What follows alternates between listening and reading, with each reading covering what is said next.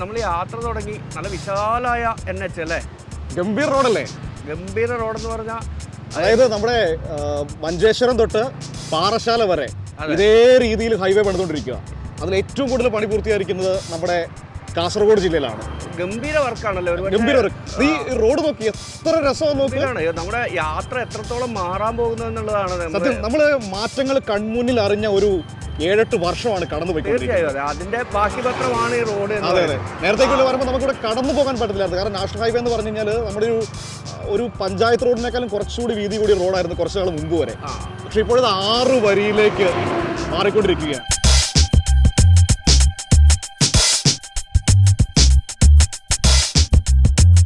ഏകദേശം ഉണ്ടല്ലോ 66,000 കോടി രൂപയുടെ പണികളാണ് നടന്നുകൊണ്ടിരിക്കുന്നത് കേരള എമ്പാട്.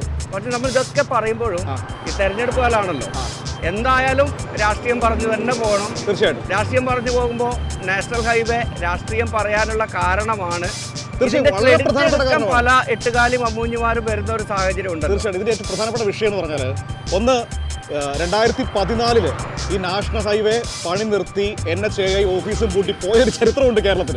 ആ പൂട്ടിപ്പോയെടുത്തുനിന്ന് തുടങ്ങിയിട്ടാണ് ഇപ്പോൾ ഇത്രയും വിശാലമായ ഈ റോഡിലൂടെ നമ്മളിങ്ങനെ നമ്മുടെ 2 വീലർ ഓടിച്ച് ഇങ്ങനെ പോയി സഞ്ചരിക്കാൻ പറ്റുന്നത് അതുകൊണ്ടാണ്. അതെ, ഇത് ഇവിടെ തൊട്ട് കേരളം മൊത്തം ഇതിങ്ങനെ കവർ ചെയ്യണം. നമുക്കൊരു 1.5 വർഷം കൂടി കഴിയുമ്പോഴേക്കും നമുക്ക് മഞ്ചേശ്വരത്ത് ഒറ്റ സ്ട്രെച്ചില് തിരുവനന്തപുരം വരെ പാറശാല വരെ നമുക്കിങ്ങനെ പോകാൻ കഴിയുന്നതാണ് ഇതിന്റെ ഏറ്റവും വലിയൊരു ഗുണം.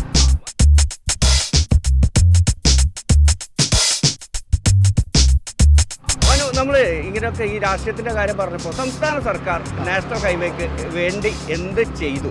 ഈ തെരഞ്ഞെടുപ്പിൽ ജനങ്ങളോട് വോട്ട് ചോദിച്ച് പോകുമ്പോൾ LDFന് ഇത് ഞങ്ങളുടെ പ്രവർത്തനത്തിൻ്റെ ഫലമാണ് എന്ന് പറയാൻ എന്താണ് അതിനടിസ്ഥാനമായിട്ടുള്ള ഒരു കാര്യം എന്നുള്ളത് ചിലപ്പോൾ നിഷ്കളങ്കരായ ആളുകൾ ഇപ്പോഴും ഉണ്ടെങ്കിൽ അവർക്ക് മനസ്സിലാകേണ്ടതുണ്ടല്ലേ? തീർച്ചയായിട്ടും നിഖിലിൻ്റെ പ്രധാനപ്പെട്ട വിഷയം ഞാൻ നേരത്തെ പറഞ്ഞില്ലേ, അതായത് 2014 ദേശീയപാത അതോറിറ്റിയുടെ ഓഫീസ് കൂട്ടി പോയതാണ്. കാരണം വെച്ചാൽ കേരളത്തിലെ ഭൂമി ഏറ്റെടുക്കൽ ഒരു വലിയ വെല്ലുവിളിയായിരുന്നു. ഇവിടെ ഭൂമി വില രാജ്യത്തെ മറ്റു സംസ്ഥാനങ്ങളെക്കാൾ വളരെ കൂടുതലാണ്. അതുകൊണ്ട് പണം മുടക്കാൻ കഴിയില്ല എന്ന് പറഞ്ഞ് പണിയൊക്കെ മുടങ്ങി ദേശീയപാത അതോറിറ്റി പോയി. പിന്നീട് 1ാം പിണറായി വിജയൻ സർക്കാർ അധികാരമേൽക്കുന്നു. അധികാരമേറ്റതിന് ശേഷമുള്ള ഏറ്റവും പ്രധാനപ്പെട്ട കാര്യം എന്ന് പറയുന്നത് ഈ ഭൂ ഉടമകളെ എല്ലാം കണ്ട് സംസാരിച്ച് ഈ ദേശീയപാതയും വീതി കൂട്ടുന്നതിൻ്റെ വലുതാക്കുന്നതിൻ്റെ ആവശ്യകത അവരെ പറഞ്ഞു ബോധ്യപ്പെടുത്തുക മാത്രമല്ല, അവർക്ക് അവരുടെ നഷ്ടമാകുന്ന ഭൂമിക്ക് മാർക്കറ്റിലുള്ള ഏറ്റവും നല്ല വില നഷ്ടപരിഹാരം ഉറപ്പുവരുത്തി എന്നതാണ് ഏറ്റവും പ്രധാനപ്പെട്ട കാര്യം. അതിനുവേണ്ടി 6200 കോടി രൂപ സംസ്ഥാനം മുടക്കുകയും ചെയ്തു. അതായത് ഭൂമി ഏറ്റെടുക്കുന്നതിൻ്റെ 25% തുക സംസ്ഥാന സർക്കാർ മുടക്കിയിരിക്കുകയാണ്. നിഖിലെ, രാജ്യത്തിൻ്റെ ചരിത്രത്തിൽ ആദ്യമായിട്ടായിരിക്കാം ഒരു സ്റ്റേറ്റ് നാഷണൽ ഹൈവേ വികസനത്തിന് വേണ്ടി ഇത്രയും വലിയ തുക മുടക്കുന്നത്. ഏതായാലും ഞാൻ പറയുന്നു, ഈ തെരഞ്ഞെടുപ്പ് കാലത്ത് ഈ ദേശീയപാത വികസനവും, ദേശീയപാത മാത്രമല്ല, നമ്മൾ ഏത് നാട്ടിൽ ഏത് റോഡിലൂടെ പോയാലും ഇന്നൊരു 80% റോഡുകളും വേണ്ട 75% റോഡുകളും ഏറ്റവും മികച്ച രീതിയിൽ ടാർ ചെയ്ത് തയ്യാറായി കഴിഞ്ഞിരിക്കുകയാണ്. അപ്പോൾ ഇതൊരു പ്രധാനപ്പെട്ട രാഷ്ട്രീയ വിഷയമാകും. ഇത് LDFനെ സംബന്ധിച്ച്, സംസ്ഥാന സർക്കാരിനെ സംബന്ധിച്ച് വലിയൊരു നേട്ടമാവുക തന്നെ ചെയ്യുമെന്ന് ഇതിലൂടെ യാത്ര ചെയ്തപ്പോൾ എനിക്ക് മനസ്സിലാകുന്നുണ്ട്. കാരണം നമ്മളെപ്പോലെ നിരവധി ആയിരക്കണക്കിന് 10,000-കണക്കിന് ആളുകൾ ഓരോ ദിവസവും ഈ വഴി യാത്ര ചെയ്തുകൊണ്ടിരിക്കുകയാണല്ലോ. അപ്പോൾ അവരിത് കാണുന്നുണ്ട്, കേൾക്കുന്നുണ്ട്, ജനം ഇത് അറിയുന്നുണ്ട് എന്ന് തന്നെയാണ് വസ്തുത. ഏതായാലും ഈ നാഷണൽ ഹൈവേ, ഈ മാറ്റം, അത് നമ്മൾ കഴിഞ്ഞൊരു 5-8 വർഷം കൊണ്ട് കണ്ടറിഞ്ഞതാണ്. ഈ മാറുന്ന കേരളത്തിനായിരിക്കണം എനിക്ക് തോന്നുന്നു ഈ തെരഞ്ഞെടുപ്പിൽ ജനം വോട്ട് ചെയ്യുക. അല്ല, ജനം അത് മനസ്സിൽ ഉറപ്പിച്ചിട്ടുണ്ട് എന്നതിൻ്റെ ഒരു സൂചന നമുക്ക് എല്ലാ മണ്ഡലങ്ങളിലും ലഭിക്കുന്നുണ്ടല്ലേ? അത്തരത്തിലുള്ള വിശേഷങ്ങളിലേക്ക് നമുക്ക് ഈ യാത്രയിലുടനീളം പോകാം അല്ലേ? തീർച്ചയായും. അപ്പോൾ ഈ ദേശീയപാത ഈ കാഴ്ചകൾ ഇങ്ങനെ കണ്ട് നമ്മൾ ഇങ്ങനെ യാത്ര തുടരുകയാണ്. വോട്ട് ഓൺ വീൽസ് ഇങ്ങനെ മുന്നോട്ട് പോവുകയാണ്.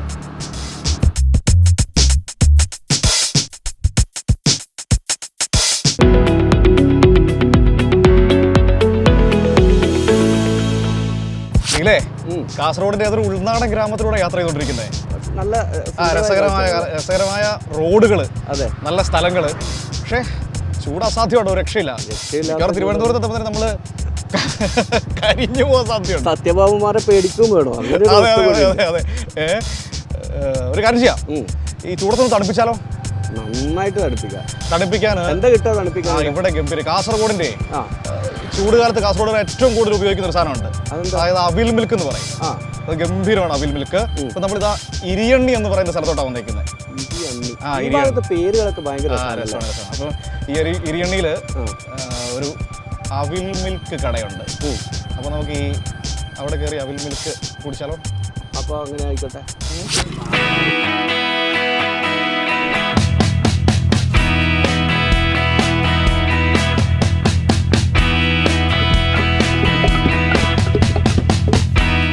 ഇവിടെയാണ് സ്ഥലം അല്ലേ? അതെ, ഇതാണ് കാസർഗോട്ടുകാരുടെ അവിൽ മിൽക്ക്. അപ്പോൾ ഓർഡർ ചെയ്യല്ലേ? ചേട്ടാ 4 എണ്ണം.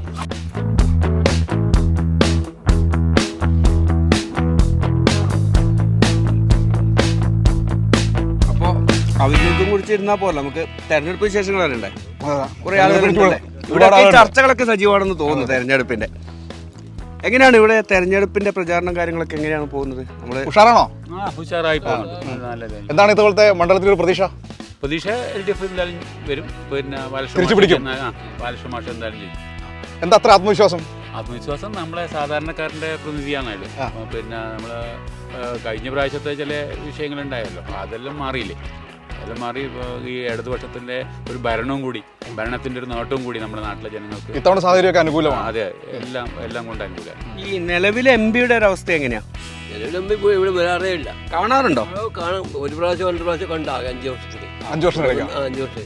MP എന്തെങ്കിലും ചെയ്തതായിട്ട് നിങ്ങളുടെ പരിചയത്തിലുണ്ടോ? ലൈറ്റും വെച്ച് 2 ഫോട്ടോ വെച്ചിട്ടുണ്ടായിരുന്നു. വലിയൊരു ഫോട്ടോ, ലൈറ്റും വലിയ 2 ഫോട്ടോ. ഒരുപക്ഷെ ഇത് വലിയൊരു ട്രോളാണ്. കാരണം ഈ കേരളത്തിൽ നിന്നുള്ള ഈ UDF MP-മാരെ സംബന്ധിച്ചിടത്തോളം അവരെന്ത് ചെയ്തെന്ന് ചോദിച്ചാൽ അവർ മുകളിലേക്ക് നോക്കുന്നതാണ് പറഞ്ഞത്. ഇത് മാത്രമാണ് എല്ലാ മണ്ഡലങ്ങളും കാണിക്കുന്നത്. അത് സമാന അവസ്ഥയാണ് ഇവിടെ ഉള്ളത്. തീർച്ചയായിട്ടും. ഒരു സാഹചര്യം എന്താ പറയാനുള്ളത്? സാഹചര്യം പിന്നെ ഇടതുപക്ഷത്തിന് അനുകൂലമായ ഒരു കാറ്റാണ്. കഴിഞ്ഞ തവണ മണ്ഡലം കയ്യിൽ നിന്ന് പോയി. അത് പിന്നെ കോൺഗ്രസ് വരും, രാഹുൽ ഗാന്ധി പ്രധാനമന്ത്രിയാകും എന്നുള്ള. ഇത്തവണ ഇത് നടക്കാൻ പോകുന്നത് നാട്ടുകാർക്ക് മനസ്സിലായോ? പ്രാവശ്യം കോൺഗ്രസ് പോയി. കോൺഗ്രസ് എല്ലാം BJP അല്ലേ? ഇന്നത്തെ കോൺഗ്രസ് നാളത്തെ BJP. പിന്നെ ഈ 19 MP-മാരെ കഴിഞ്ഞ തെരഞ്ഞെടുത്ത് അയച്ചു. അവര് ഇപ്പൊ ലോകസഭയിൽ എന്ത് ചെയ്തു? ആകെ ഒരു MP-യും അതുപോലെ രാജ്യസഭയിലുള്ളവരും അല്ലാതെ കേരളത്തിന്റെ കാര്യങ്ങൾ ഉന്നയിച്ചില്ല. അപ്പൊ അങ്ങനെയാണ് ഇവരൊക്കെ ആ ഒരു വലിയ ആവേശം, ഈ തെരഞ്ഞെടുപ്പിന്റെ ആവേശമുണ്ട്.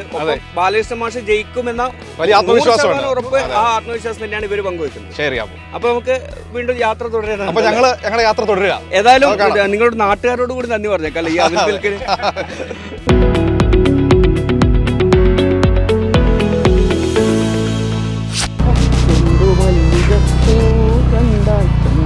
നിന്റെ ഈ പാട്ട് നിർത്താവോ? നിർത്ത്. അപ്പൊ പാട്ട് നിർത്തി, വണ്ടി നിർത്തി. നല്ല ഒന്നാന്തരം പാട്ട് ചൂടിന് മുന്നോട്ട് പോകണമെങ്കിൽ ഉറപ്പാണോ? അപ്പൊ ഇവിടെ പാട്ട് കേൾപ്പിക്കാം. Hi, hello, good evening. അപ്പൊ നമുക്ക് പാട്ടും പാടി കുറച്ച് തെരഞ്ഞെടുപ്പ് വിശേഷം കണ്ടാലോ? പാട്ടും പാടി ജയിക്കാന്നൊക്കെ പറയാം. അതെ, പാട്ടും പാടി തെരഞ്ഞെടുപ്പ് വിശേഷം കാണാം. അല്ല, ആളെ ഒന്ന് പരിചയപ്പെടണ്ട. ആളെ പ്രത്യേകിച്ച് പരിചയപ്പെടുത്തേണ്ട ആവശ്യമില്ല, എന്നാൽ എല്ലാവർക്കും അറിയാവുന്നതാണ്. സോഷ്യൽ മീഡിയയിലെ താരമാണ്, കാസർഗോഡിന്റെ താരമാണ്. മാത്രമല്ല ഇപ്പൊ കേരളം മുഴുവൻ ഏറ്റെടുത്ത എത്രയോ പാട്ടുകളല്ലേ, കാസർഗോഡിന്റെ വൈറൽ ഗായിക. എന്തൊരു വിശേഷങ്ങള്? സുഖം. എങ്ങനെയുണ്ട് ഇപ്പോ? ഒരു സ്റ്റാർഡം ഒക്കെ കിട്ടിയിട്ടുണ്ടല്ലോ മൊത്തം. ഞാനത് ആസ്വദിക്കുന്നുണ്ട്. ഇഷ്ടപ്പെട്ടു. ഇഷ്ടപ്പെട്ടു. ആളുകളൊക്കെ തിരിച്ചറിയുന്നുണ്ട് പുറത്തൊക്കെ പോകുമ്പോൾ? തിരിച്ചറിയുന്നുണ്ട്. എന്താ പറയുന്നത് അവരൊക്കെ? അവർക്കൊക്കെ പാട്ട് കുറെ ഇഷ്ടമാണ്. പിന്നെ പാട്ട് പാടിക്കും ചിലവര് പറയും പാട്ട് കേൾക്കുമ്പോൾ കുറെ സന്തോഷം തരുന്നുണ്ട് നിന്റെ പാട്ട് എന്ന് പറയും. അപ്പൊ അതെല്ലാം കേൾക്കുമ്പോൾ ഒരു സന്തോഷം. ഈ റോഡിലൂടെയൊക്കെ പോകുമ്പോൾ അല്ലെങ്കിൽ ഓരോ സ്ഥലങ്ങളിലൊക്കെ പോകുമ്പോൾ ആളുകൾ പാട്ട് പാടിപ്പിക്കാറുണ്ടോ? പാട്ട് പാടുന്ന കുട്ടികളെന്ന് ചോദിക്കും, ചിലവര് പാടുവോന്ന് ചോദിക്കും. പാടിക്കൊടുക്കും. അങ്ങനെ ജാടയൊന്നുമില്ല. ആര് ചോദിക്കുന്നു? അപ്പൊ നമുക്ക് അതിന് പാട്ട് തുടങ്ങാം. ഞാനിപ്പോ ആ ചെണ്ടുമല്ലികപ്പൂ പാടി വരുമ്പോ ചങ്ങായി എന്നോട് പറഞ്ഞു, നീ പാടണ്ട, നിർത്തിക്കോ, നല്ലൊരു പാട്ട് ഞാൻ കേൾപ്പിച്ചു തരാമെന്ന്. അപ്പൊ അതിൽ തന്നെ നമുക്ക് തുടങ്ങാം. ആ പാട്ടിനെ കൊല്ലാൻ തുടങ്ങുമോ? അതാണ് ഞാൻ പാടേണ്ടത്. ഓക്കെ, ശരി. അരളിയിലൊരു കിളി കൊഞ്ചിപ്പാടി, അന്നേരം ഒരു സുന്ദരിയാടി, അരവാരന്തക താളം തല്ലി, അരമണി കിങ്ങിണി കിളിപ്പാകി, ഈ മകളെന്തു ഭംഗി, ഇവളുടെ കവിളിനെന്തു കാന്തി, അധരമാതൃമധുരം നുകരാൻ ഭാഗ്യമേകു ഭവതി, ചെണ്ടുമല്ലികപ്പൂ കണ്ടാൽ ചന്തമില്ല കരളേ, ഉമ്മ വച്ചുണർത്താൻ വെറുതെ മോഹമില്ല കരളേ. ഈ പാട്ട് വിശേഷങ്ങളൊക്കെ പറയുമ്പോഴേ തെരഞ്ഞെടുപ്പ് കാലാണല്ലോ, നമ്മൾ ഇറങ്ങിയതിന്റെ ലക്ഷ്യം തെരഞ്ഞെടുപ്പ് വിശേഷങ്ങളൊക്കെ എങ്ങനെയാണ്? രാഷ്ട്രീയത്തെ കുറിച്ച് എങ്ങനെയാണ്? ഇല്ല, ഞാൻ വേനൽത്തുമ്പി ബാലസംഘം ഇതിലെല്ലാം കൂടി വളർന്നു വന്ന ഒരാളാണ്. അപ്പൊ ബാലകൃഷ്ണ മാഷ് എത്ര വോട്ടിന് ജയിക്കും? അങ്ങനെ ചോദിച്ചാൽ എനിക്ക് പറയാനറിയാം. അങ്ങനെ ജയിക്കണം എന്നാണ് ആഗ്രഹം. ഈ രാഷ്ട്രീയമൊക്കെ നിരീക്ഷിക്കുന്ന ആളാണോ, അല്ലെങ്കിൽ നമ്മുടെ നാട്ടിൽ നടക്കുന്ന കാര്യങ്ങളൊക്കെ ശ്രദ്ധിക്കും? അത്യാവശ്യം ശ്രദ്ധിക്കാറുണ്ട്. ഇവിടെ എങ്ങനെ ഇലക്ഷൻ ചൂടൊക്കെ എങ്ങനെയുണ്ട്? ഇവിടെ മോശമില്ലാണ്ട് നടക്കുന്നു. നന്നായി പോകുന്നുണ്ട്. സിനിമ പാട്ട് പാടാം. സിനിമ പാട്ട് പാടാം. ചെന്തീപുരി ചിന്തണ ചോലകൾ ചെന്താരകൾ ചോക്കണതോ മതയാനകൾ മ്ലാവ് കരിമ്പുലി കലിവാഴണ കാനനമോ കരിന്തേളുകൾ വള്ളികരാളികൾ കരിമൂടിയ വേടനിതോ നരചോര പരന്ന പെരുമ്പഴി നായാടിയ കാഹളമോ ചാമുണ്ടികൾ തീപ്പണമേന്തിയ ചുടരൂതിയ കാലമിതോ ചുടരൂതിയ പാതകളിൽ ചതിയുടലായി വരുന്നവനോ. അപ്പോൾ ഓക്കെ, താങ്ക് യു. അപ്പൊ താങ്ക് യു. എങ്ങനെയുണ്ട് ചേച്ചി ഇവിടുത്തെ ഇലക്ഷൻ ഒക്കെ? നല്ല അടിപൊളിയായിട്ട് പോകുന്നുണ്ട് പ്രവർത്തനമല്ലോ. എന്താണ് ഇത്തവണത്തെ പ്രതീക്ഷ? പ്രതീക്ഷ നല്ല പ്രതീക്ഷയാണ്. അതെ, ആരാണ് പാട്ടുപാടി ജയിക്കാൻ പോകുന്നത്? പാട്ടും പാടി ജയിക്കാൻ പോകുന്നത് ഇടതുപക്ഷം തന്നെ. ഇടതുപക്ഷം തന്നെ. അതെ, എന്താ ഉറപ്പ്? ഉറപ്പന്നെ. ഉറപ്പന്നെ. ഉറപ്പന്നെ. ഉറപ്പാണ് LDF. ഉറപ്പാണ് LDF.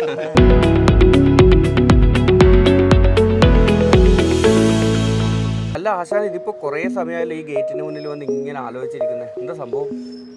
ഞാൻ ഇങ്ങനെ ആലോചിക്കുവാണ്, നമ്മൾ ഇത്രയും നേരം കുറേ സമയം യാത്ര ചെയ്തില്ലേ, കുറേ സ്ഥലങ്ങളിലൂടെയൊക്കെ പോയി. പക്ഷേ തെരഞ്ഞെടുപ്പിലൊരു പ്രധാനപ്പെട്ട വിഷയം ഈ സ്ത്രീ വോട്ടർമാരൊരു പ്രധാനപ്പെട്ട ഘടകമാണ്. സ്ത്രീ വോട്ടർമാർ ഘടകമാണെന്ന് പറയുമ്പോൾ അവരുടെ വോട്ടിനെ എപ്പോഴും സ്വാധീനിക്കുന്നത് അടുക്കള ബജറ്റാണ്. അതെ, അടുക്കളയുടെ ബജറ്റും തെരഞ്ഞെടുപ്പും തമ്മിലൊരു ഒരു രസതന്ത്രമുണ്ട്. അത് നമ്മൾ ഉണ്ടുണ്ട്. അത് നമ്മൾ വഴി കടന്നാൽ കിട്ടത്തില്ല. അതിന് അടുക്കളയെ തന്നെ കയറണം. നിഖിലെ, ഇത് നമ്മുടെ മാങ്ങാട്, അതായത് കാഞ്ഞങ്ങാടുള്ള മാങ്ങാട്ടിലെ നാരായണിയമ്മയുടെ വീടാണ്. നാരായണിയമ്മയാണ് തിരക്കിലാണ്. അമ്മ ഇത് എന്താണ് ഉണ്ടാക്കുന്നത്? കൂന്തൽ കറി. കൂന്തൽ കറിയാണ്. ഈ ഭാഗത്ത് സ്പെഷ്യൽ ആണല്ലേ? ഇത് കൂന്തല തേങ്ങ കരച്ചിട്ടാ. എന്താ ഇതിന് പേരെന്താ? കൂന്തൽ പീര. എന്തെങ്കിലും പേരുണ്ടോ? പീര. തേങ്ങ ഇട്ടിട്ട് പീര വെക്കുന്നല്ലേ? വാങ്ങാറുണ്ടോ കൂന്തൽ? മീനാണോ ഇഷ്ടം? ഈ മലബാർ ഏരിയയിൽ മീനില്ലാതെ ചോറും രീതി അങ്ങനെയല്ലേ? കുറച്ച് മീനുണ്ടെങ്കിൽ ഒരു സുഖമല്ലേ? അപ്പൊ എങ്ങനെയാണ് അടുക്കള കാര്യങ്ങളൊക്കെ പോകുന്നത്? എങ്ങനെയാ ഗ്യാസ് കാര്യങ്ങളൊക്കെ എങ്ങനെയാ? ഭയങ്കര പൈസ 300 ഗ്യാസിന് ഇപ്പൊ 1200. പിന്നെ സബ്സിഡി ഉണ്ട്, അത് സബ്സിഡി കിട്ടുന്നില്ല. ഇതൊക്കെ ബജറ്റിനെ ബാധിക്കുന്നുണ്ടോ?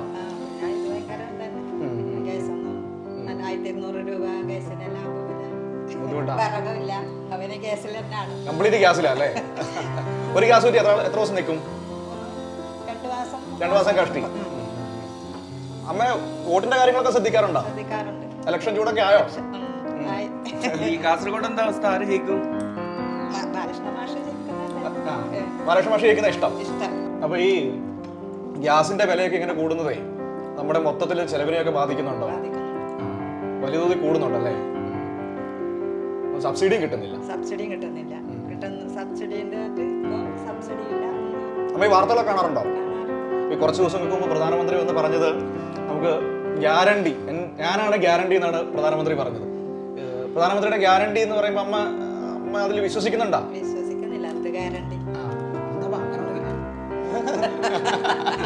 ചോദ്യത്തിന് തന്നെ ഉണ്ടല്ലേ എന്ത് ഗ്യാരണ്ടി? അതെന്താ അങ്ങനെ ചോദിക്കാൻ അത്രക്ക് സംശയം തോന്നാൻ എന്താ കാരണം?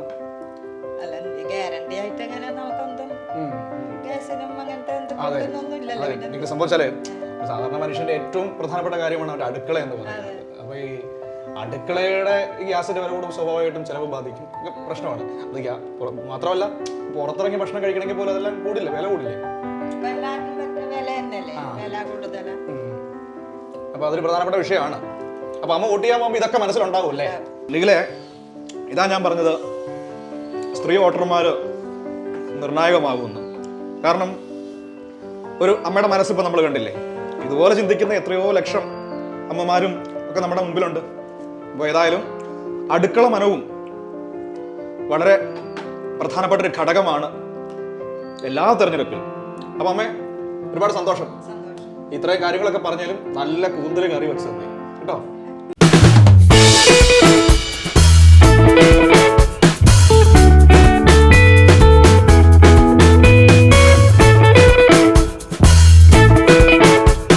അങ്ങനെ ഓട്ടോ ഓൺ വീൽസ് ഇങ്ങനെ കാസർഗോഡിന്റെ ഗ്രാമാന്തരങ്ങളിലൂടെയും നഗരങ്ങളിലൂടെയും ഒക്കെ ഓടി ഇതാ ഒരു സ്ഥലത്ത് ഒരു വീട്ടിലെത്തി നിൽക്കുകയാണ്.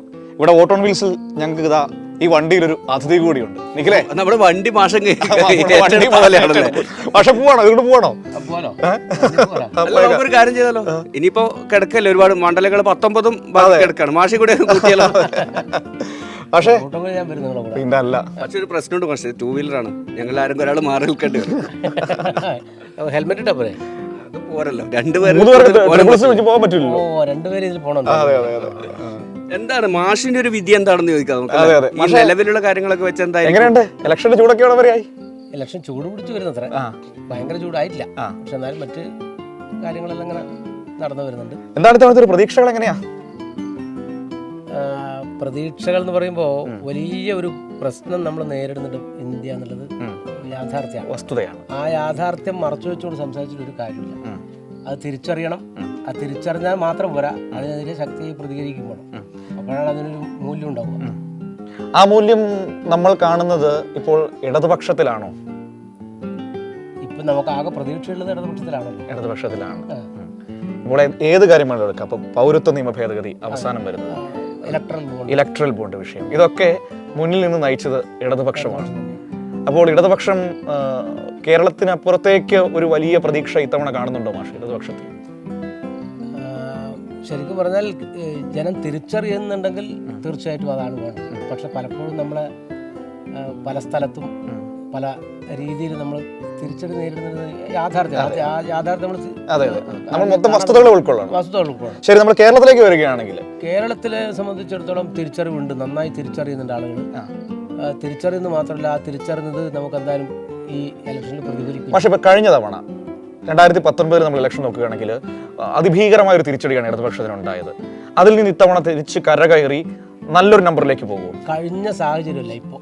ആ സാഹചര്യം എന്ന് പറയുന്നത് 2-3 സാഹചര്യങ്ങളുണ്ട്. ഞാനിപ്പോൾ അത് വ്യക്തമായി പറയാൻ ഉദ്ദേശിക്കുന്നത്. പക്ഷേ ആ സാഹചര്യം മാറി ഒരു പുതിയ സാഹചര്യത്തിലാണ് കേരളം ഇപ്പോൾ പോകുന്നത്. അത് മാത്രമല്ല, കേരളത്തിലെ ഗവൺമെന്റിന് ഉള്ളൊരു വോട്ടും കൂടി ആയിരിക്കും. ഞാൻ ഓപ്പണായിട്ട് പറഞ്ഞു, കേരളത്തിലെ ജനങ്ങൾക്ക് വേണ്ടി ചെയ്തിട്ടുള്ള ഒരുപാട് കാര്യങ്ങൾ കഴിഞ്ഞ ഒരു 8 വർഷം ചെയ്തു. അതിൻ്റെ ഒരു ഗുണം അത് നമുക്ക് പ്രത്യേകിച്ച് ആരോഗ്യ മേഖലയിൽ, വിദ്യാഭ്യാസ രംഗത്ത്, അതുപോലെ തന്നെ ഗതാഗത രംഗത്ത്, ഇപ്പോൾ മലയോര ഹൈവേ, ഇതുപോലെയുള്ള ഒരുപാട് കാര്യങ്ങളുണ്ടല്ലോ. അതെല്ലാം വെച്ചുകൊണ്ട് ജനം തിരിച്ചറിയും എന്നാണ് ഞാൻ. ഇപ്പം മാഷ് 1ാം പിണറായി സർക്കാരും 2ാം പിണറായി സർക്കാരും കൂടെ ചേർത്ത് ഏകദേശം 8ാം വർഷത്തിലേക്ക് നമ്മൾ കിടക്കുക. ഒരു മാർക്കം ഇടാൻ പറഞ്ഞാൽ എത്ര കിട്ടും? 10ൽ എത്ര തരും? ഒരു 7 മാർക്ക് എന്തായാലും 7 മാർക്ക് എന്നത്. അപ്പോൾ ഡിസ്റ്റിങ്ഷന് മേളിലുണ്ട്. മാഷ് ഈ സിനിമാ തിരക്കിനിടയിൽ ഇതെല്ലാം കൃത്യമായിട്ട് ശ്രദ്ധിക്കാറുണ്ടോ? ഞാൻ കൃത്യമായി പിന്നെ ആനുകാലികങ്ങളെ വായിക്കുകയും മനസ്സിലാക്കുകയും ചെയ്യുന്നുണ്ട്. അത് മാത്രമല്ല, ജനങ്ങളുടെ ഇടയിൽ നമ്മൾ വെറും സിനിമ മാത്രമല്ല, ജനങ്ങളെ കൂടെ നിൽക്കുന്ന ഒരാളല്ലേ. ജനങ്ങൾക്കിടയിൽ നിന്ന് എപ്പോഴും ഉണ്ടായതാണ്. നമുക്കെപ്പോഴും ജനങ്ങളാണ്. അത് നഷ്ടപ്പെട്ടു പോയോ? അത് മിസ്സാവുന്നുണ്ടോ? അങ്ങനെ മിസ്സാവുന്നൊന്നുമില്ല, ഒരിക്കലും ഉണ്ടാവുകയില്ല. അങ്ങനെ ഉണ്ടാവില്ല. എപ്പോഴും സിനിമയെക്കാളും വലുതാണെങ്കിൽ നമുക്ക് ജനങ്ങൾ തന്നെയാണ്. അതെ. മാഷിപ്പോൾ ഈ രാജ്യത്തെ രാഷ്ട്രീയം പറഞ്ഞു, കേരളത്തിന്റെ മൊത്തം രാഷ്ട്രീയം പറഞ്ഞു. മാഷിന്റെ മണ്ഡലത്തെക്കുറിച്ച്, ഇവിടുത്തെ MP കുറിച്ചൊക്കെ മാഷിന്റെ ഒരു അഭിപ്രായം എന്താ? രാജ്മോഹൻ ഉണ്ണിത്താൻ ഈ പ്രദേശത്തെ ആളുകളുമായിട്ട് ബന്ധപ്പെടുന്ന കാര്യത്തിൽ കുറച്ചുകൂടി ശ്രദ്ധിച്ചെങ്കിൽ പോലും വികസന രംഗത്ത് എടുത്തു പറയത്തക്ക നേട്ടങ്ങൾ നമുക്ക് ഇന്നത് എന്ന് എണ്ണി പറയാൻ വേണ്ടി വരുന്നൊരു സംഗതി കുറവാണെന്നതാണ്. അപ്പോൾ അതുകൊണ്ട് തന്നെ അതൊക്കെ ചിലപ്പോൾ ഗുണം ചെയ്യും, ഇടതുപക്ഷത്തിന് ഗുണം ചെയ്യും. രാഹുൽ ഗാന്ധി ഇത്തവണ വയനാട്ടിൽ തന്നെ മത്സരിക്കുന്നുണ്ട്, അതിനെക്കുറിച്ച് എന്താ പറയുന്നത്? രാഹുൽ ഗാന്ധി യഥാർത്ഥത്തിൽ കേരളത്തിൽ മത്സരിക്കേണ്ടതില്ലായിരുന്നു എൻ്റെ വ്യക്തിപരമായ അഭിപ്രായം. നമുക്ക് പറയാനായാലും തീരുമാനിക്കേണ്ട അവരാണ്. അതെ അതെ.